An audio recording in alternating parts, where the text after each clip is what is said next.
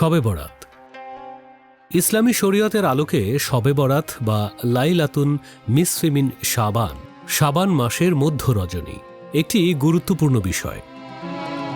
পবিত্র কুরআনে শবে বরাত বলে কোনো উল্লেখ নেই, তবে লাইলাতুন নিসফি মিন শাবান আছে, যার অর্থ শাবান মাসের মধ্যভাগের রাত।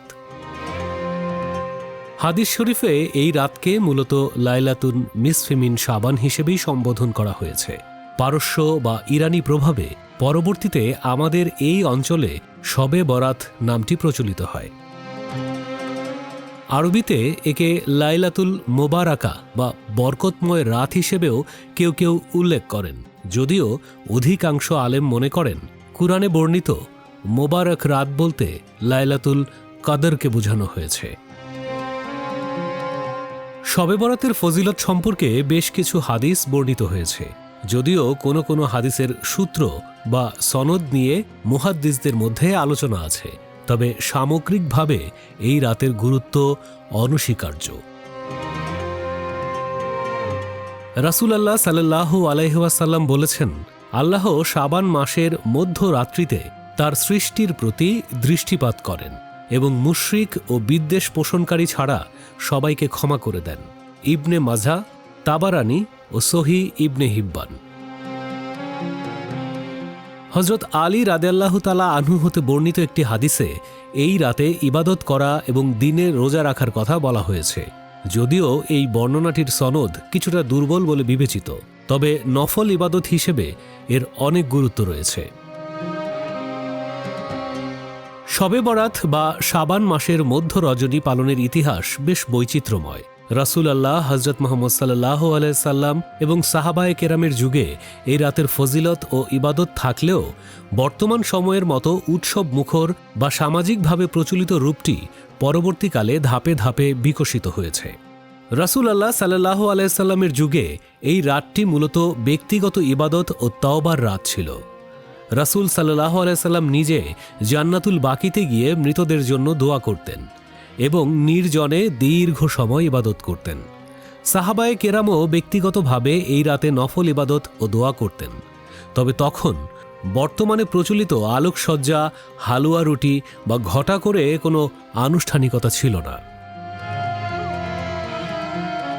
শবে বরাতের আনুষ্ঠানিক প্রচলনের একটি বড় সূত্র পাওয়া যায় সিরিয়া বা শাম অঞ্চলের প্রখ্যাত তাবেঈদের মাধ্যমে।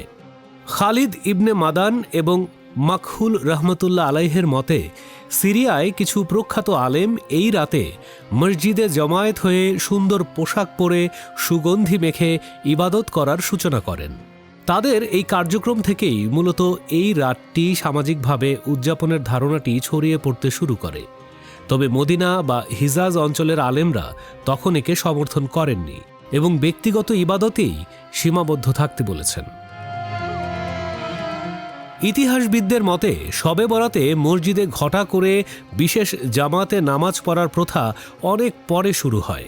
বাইতুল মুকাদ্দাস জেরুজালেমে 448 হিজরিতে জেরুজালেমের মসজিদে ইবনুল আবু হামরা নামের এক ব্যক্তির মাধ্যমে এই রাতে সালাতুল তাসবিহ বা বিশেষ দীর্ঘ নামাজের জামাত শুরু হয়। সাধারণ মানুষ এর আগে এভাবে শবে বরাতে জামাতে শামিল হতো না। কালক্রমে এটি সাধারণ মানুষের মধ্যে জনপ্রিয় হয়ে ওঠে। ভারতীয় উপমহাদেশে শবে বরাতের বর্তমান রূপটি আসার পেছনে কয়েকটি প্রভাব কাজ করেছে। মধ্য এশিয়া থেকে আসা সুফি ও শাসকদের মাধ্যমে পারস্যের অনেক সংস্কৃতি আমাদের এখানে প্রবেশ করে। পারস্যের আলোক উৎসব ও উৎসব মুখর রাত পালনের যে সংস্কৃতি ছিল, তার কিছু অংশ শবে বরাতে উদযাপনের সাথে যুক্ত হয়, যেমন মোমবাতি জ্বালানো বা আলোকসজ্জা করা। মুঘল সম্রাটদের আমলে ধর্মীয় উৎসবগুলোকে রাজকীয় আভিজাত্যের সাথে পালন করা হতো। তখন থেকেই তোপধ্বনি, আতশবাজি, মিষ্টি বা হালুয়া বিলানোর মতো প্রথাগুলো ধীরে ধীরে ব্যাপকতা পায়। তবে হাদিস ও সুন্নাহর আলোকে শবে বরাত ব্যক্তিগত ইবাদতের রাত। এই রাতে অবশ্যই পরিত্যাগ করতে হবে সব ধরনের বেদাতকে, যেমন হালুয়া রুটি। এর কোনো সরাসরি ধর্মীয় বাধ্যবাধকতা নেই, তবে একসময় দান খয়রাতের উদ্দেশ্যে রাতে খাবার রান্না হতো। কালক্রমে এটি এখন উৎসবে পরিণত হয়েছে, যা সুন্নাহ ও শরিয়ার আলোকে সঠিক নয়। আলোকসজ্জা বা আতশবাজি এটি মূলত আনন্দ প্রকাশের একটি মাধ্যম হিসেবে ঢুকে পড়েছে, যা অনেক আলেম বেদাত বা অপচয় হিসেবে কঠোরভাবে নিষেধ করেছেন। শবে বরাত বা লাইলাতুন নিসফি মিন শাবান একান্তই ব্যক্তিগত ইবাদতের রাত, আল্লাহ তাআলার নৈকট্য লাভের আশায়। তাই নিরিবিলি একাকিত্বে যত সম্ভব নফল ইবাদত করাই উত্তম।